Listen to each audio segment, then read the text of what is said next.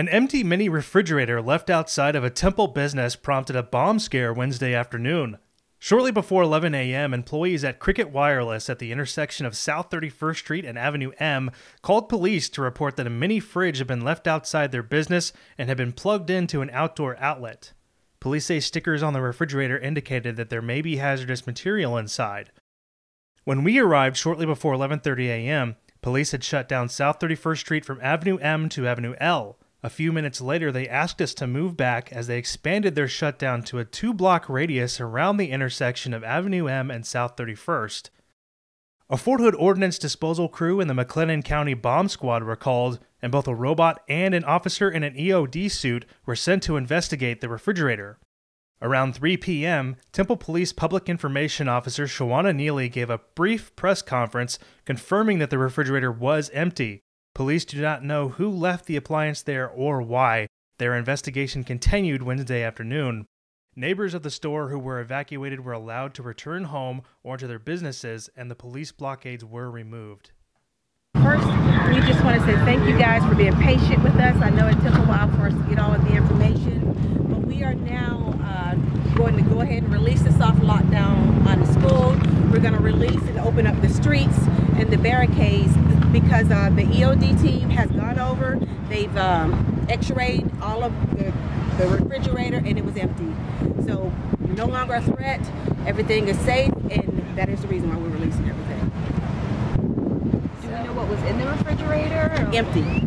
Empty. So we, as a precaution, we had to go ahead and, put the barricades up. We had to put the schools on a lockdown. We just wanted to be safe. And now that we know that everything is safe and the refrigerator is in fact empty, we can clear everything up. So what's next in the investigation? Simply because we don't know exactly what's going on and why the refrigerator was there.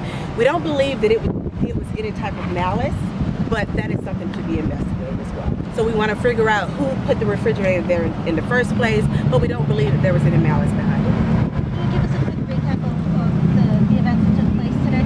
Yeah, this morning about 10-something, I'm not really sure as to the time, we received a call from Cricket saying that they had a refrigerator that was plugged up in front of their business. And they hadn't ordered a refrigerator. They didn't, and none of their employees placed the refrigerator there, and they were concerned. We got there, we saw that it was plugged up, and we decided as a precaution we should go ahead and shut the street down and evacuate some of the residents in the area. We had McLennenon County EOD come out, Fort Hood EOD come out just to check it out and to x-ray it.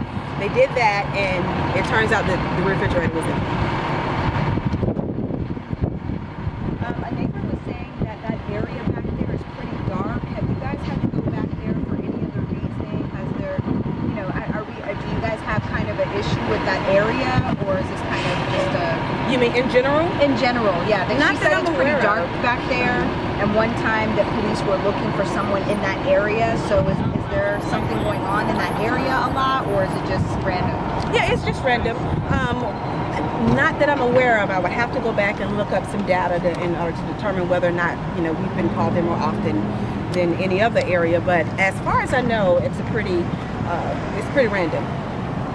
Considering all the situation that happened in Austin, this is a reasonable precautionary measure? Well, not simply because of that, but we just wanted to be sure. We didn't want people to be riding up and down the street or walking past, and it was a big issue. It turned out to be a big issue, so we just wanted to be sure that everybody was safe. And in order to do that, we had to shut down the street and we had to evacuate the area. So residents are now able to go back home? And they're now able to go back home. The schools have been released. Parents can go and pick their kids up. They're going to open up the streets so the cars can continue to go past on 31st Street. Okay. Anything else? Can you guys tell us at this point what was actually on the refrigerator? What was what? What were the markings on the refrigerator? What were the markings on the refrigerator? Yes. I'm sorry. There were some hazardous materials stickers. That was it. Well, we haven't seen it ourselves to be able to describe it further. Okay, but there were stickers? Yeah. Okay. So it was the fridge, was it a mini fridge? Or? It was a mini fridge. Okay. Can you tell me the agencies that assisted today? We, just naming some off the top of my head, we have Bomb Squad, we had Fort Hood EOD, of course, the fire department and the police department. And we just want to say that we appreciate even the citizens that, you know, were, and I know they may have been late for work or late getting home, and we appreciate them for their patience. We appreciate you guys for your patience. Thank you for working with us, because I know sometimes it seems like you're not getting your information quick enough, but yeah, so we just want to make sure that, you know, the families that had to leave their homes, that, you know, that we apologize for that, but we want to keep them safe. Do you any idea how many families did have to leave their homes, or how many people I have no idea. Okay. And what were the, was it more than one school, or was it just the one school that was placed on softball camp? 3 schools. And what were the 3 schools again? We put out that it was Dixon, Scott, and which one? Stratus. Yes. Okay.